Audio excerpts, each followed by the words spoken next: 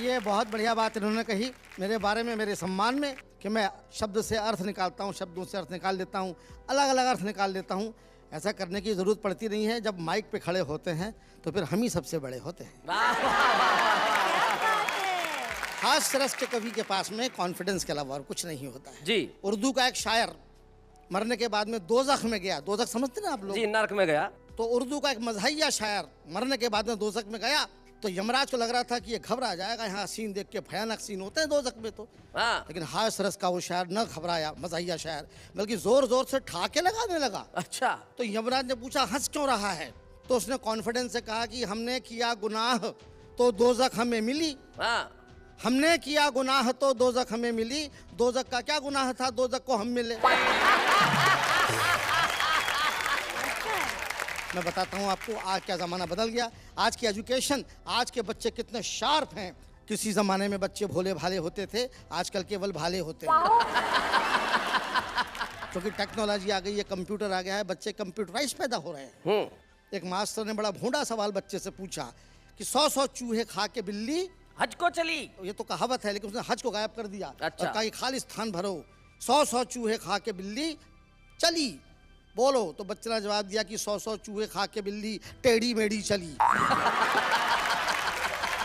तो मास्टर ने चांटा दिया, बे हज को चलिए बोलना था। बोले साहब रहने दो, 100 चूहे खा के बिल्ली अपनी जगह से हिल नहीं सकती, हज को तो क्या जाएगी। और वो तो मास्टर साहब आपका सम्मान रखने के लिए मैंने थोड़ा बहुत चलवा भी दिया। बहुत अच्छे। एक और मास्टर ने बच्चे से पूछा कि बेटा बड़े होके क्या करोगे? बच्चा बोला शादी करूंगा। मास्टर बोला वो तो मैं समझ गया, मैं तो ये पूछ रहा हूँ कि क्या बनोगे? बोले दूल्हा बनूंगा। अरे बोले यार क्या हासिल करोगे वो बता। बोले दुल्हन हासिल करूंगा। एक और मास्टर ने बच्चे से पूछा बता बेटा माँ और बाप में क्या फर्क होता है? बच्चा बोला सर माँ कहने से मुंह खुल जाता है, बाप कहने से बंद हो जाता है। वाह वाह वाह वाह वाह। बच्चा कहना चाहता है कि माँ के सामने हिम्मत लौट आती है, बाप के सामने हवा बंद हो जाती है। क्या बात, वाह वाह वाह। हम लोग तो कविताओं में एक्सपेरिमेंट करते हैं जी। जिंदगी एक्सपेरिमेंट का ही दूसरा नाम है। मुझे याद है कि एक जेल के अंदर रामलीला मनाई गई तो एक्सपेरिमेंट में जेलर को लक्ष्मण बना दिया। अच्छा। दूसरे दिन जेलर जो लक्ष्मण बना था सस्पेंड होकर रो रहा था। किसी ने पूछा क्या हुआ? बोले जिस कैदी को हनुमान बनाया था वो बूटी लेके लौटा ही नहीं। आपको जो श्राद्ध पे खाने के लिए बुलाया था ठाकुर साहब ने, वो क्या हुआ था? अब वो ठाकुर साहब ही नहीं रहे। इन्होंने याद दिलाया है साहब, मैं भी ब्राह्मण हूँ, ग्वालियर में मेरी भी अच्छी रेपुटेशन है। अच्छा। श्राद्ध पक्ष में मैं काफी ओवर बुक हो जाता हूँ। एक ठाकुर साहब मेरे पड़ोस में रहते हैं, श्राद्ध पक्ष में आए, बोले चौबे जी मेरे पिताजी का श्राद्ध है, आपको खाना खाने आना है।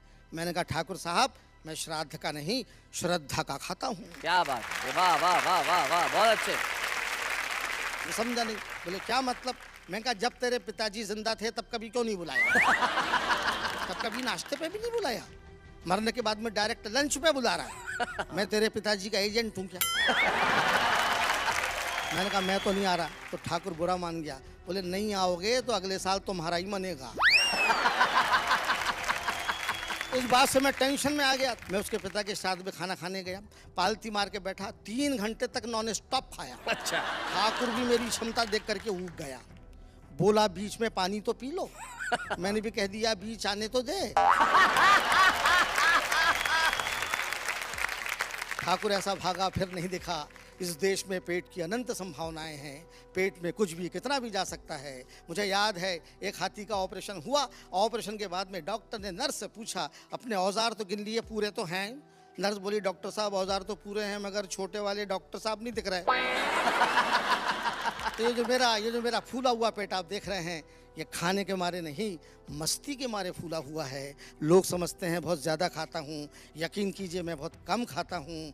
लोगों के गम खाता हूँ, हिंदुस्तान की हालत पर रहम खाता हूँ। आप मेरा भरोसा करें तो मैं आपकी कसम खाता हूँ। क्या बात, वाह वाह वाह वाह वाह। आज का ये एपिसोड चूंकि यात्राओं को लेकर के है, ज़िंदगी में तमाम यात्राएं अलग अलग प्रकार की होती हैं। एक यात्रा मैं भी आपको एक यात्रा पे ले चलता हूँ, एक अनोखी यात्रा पे। ओहो। साइंस कहता है कि मरने के बाद में 2 घंटे बाद दिमाग कोलैप्स होता है, दिल तुरंत कोलैप्स होता है, इसलिए आदमी मर जाता है। जी। मेरे मरने के बाद में क्या हुआ जो कुछ मैंने देखा वो फैंटेसी आप मेरी आंखों से, मेरी जबान से सुनिए। जी सर। हम अपनी शव यात्रा का आनंद ले रहे थे, लोग हमें ऊपर से कंधा और अंदर से गालियां दे रहे थे। एक धीरे से बोला, साला क्या भारी है। दूसरा बोला, भाई साहब ट्रक की सवारी है। अच्छा। और ट्रक ने भी मना कर दिया तो हमारे कंधों पे जा रही है। एक हमारे ऑफिस का मित्र बोला कि इसे मरना ही था तो संडे को मरता, कहाँ मंडे को मर गया बेदर्दी, कमबख्त एक ही तो छुट्टी बची थी, कमबख्त ने उसकी भी हत्या कर दी। क्या बात, वाह वाह वाह वाह वाह। एक और बोला कि हाँ यार काम तो हमारा भी लटक गया, आज बिजली का बिल जमा करने की लास्ट डेट थी तो यहाँ पर अटक गया, अब कल जो पेनल्टी भरना पड़ेगा उसका पैसा क्या इसका बाप देगा। एक नव विवाहित मित्र बोला कि तुम्हारा काम भी कोई काम था, हमारी तो सोचो, हमारा तो बीवी के साथ हनीमून का प्रोग्राम था। अब पहाड़ों और घाटियों का सुख छोड़ के धूप में खड़े हैं, जेब में एयर कंडीशन के 2 टिकट बेकार पड़े। क्या बात है, वाह वाह वाह वाह। एक मित्र जो वाकई दुखी हो रहा था, बेचारा फूट फूट के रो रहा था, उससे किसी ने पूछा, क्या तेरा मरने वाले से इतना प्रेम था जो उसके लिए थोक में आंसू बहा रहा है। वो बोला, मरने वाले को मारो गोली भाई साहब, हमको तो अपना 100 रुपए का नोट याद आ रहा है। अच्छा। हमने अपने बाप से लेके दिया था और अभी तो उसका ब्याज भी नहीं लिया था कि ये इंटरवल भी मर गया। अच्छा। साला हमारे लिए कितना टेंशन कर गया। अब तुम हमारे बाप को नहीं जानते, इतना कंजूस है कि लोग हमको उसका बेटा ही नहीं मानते।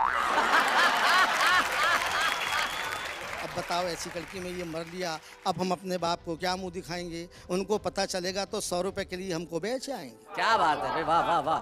तभी हमारे मोहल्ले का कुल्फी वाला आगे आया और उसने अपना कंधा जैसे ही हमारी अर्थी को लगाया, कमबख्त के मुंह से आवाज आई, ठंडी मीठी बर्फ मलाई। कोई पीछे से बोला, कमाल है भाई, यहाँ पर भी धंधा, दुकान लगा रहे हो कि कंधा। वो बोला, क्षमा करें, मुंह से निकल गया तो क्या करें, ऐसा नहीं कि मैं शव यात्रा के कायदे कानून नहीं जानता, मगर कमबख्त इस मुंह को क्या करूं जो नहीं मानता। जैसे ही कोई वजनदार सामान कंधे पर आता है, मुंह से बर्फ मलाई पहले निकल जाती है। क्या बात है, वाह वाह। दोस्तों, जून का महीना था, हर आदमी पसीना पसीना था। एक अर्थी ढोऊ बोला, ढोऊ? यार क्या भयंकर धूप है। अच्छा। दूसरा बोला, मरने वाला भी बड़ा बेवकूफ है, मरा भी तो जून में, अरे इस समय तो आदमी को होना चाहिए देहरादून में। ये थोड़े दिन और इंतजार करता तो जनवरी में आराम से नहीं मरता। क्या बात है, वाह वाह वाह वाह। अपन भी जल्दी से घर भाग लेते, जितनी देर बैठते सर्दी में आग तो ताप लेते। हाय हाय हाय हाय, भाई क्या बात, वाह वाह वाह वाह, बहुत। भला मरने के लिए जून का महीना कितना बोर है। कोई बोला कि हाँ यार, सर्दियों में मरने का मजा ही कुछ और है। तभी पीछे से आवाज आई, अच्छा बड़े भाई, आप तो जनवरी में ही मरेंगे। वे बोले, नहीं, हम फरवरी में प्रस्थान करेंगे। अच्छा। जनवरी में हमारा इंक्रीमेंट आता है। भला हिंदुस्तानी कर्मचारी भी कहीं अपनी वेतन वृद्धि छोड़ के जाता है? क्या बात। तभी शायद किसी को श्मशान दिखा, वो मारे प्रसन्नता के चीखा कि राम नाम सत्य है। एक अधमरा बोला कि भैया दरअसल मर तो हम रहे हैं, मुर्दा तो साला अपनी जगह मस्त है, मस्त है भाई, क्या बात है।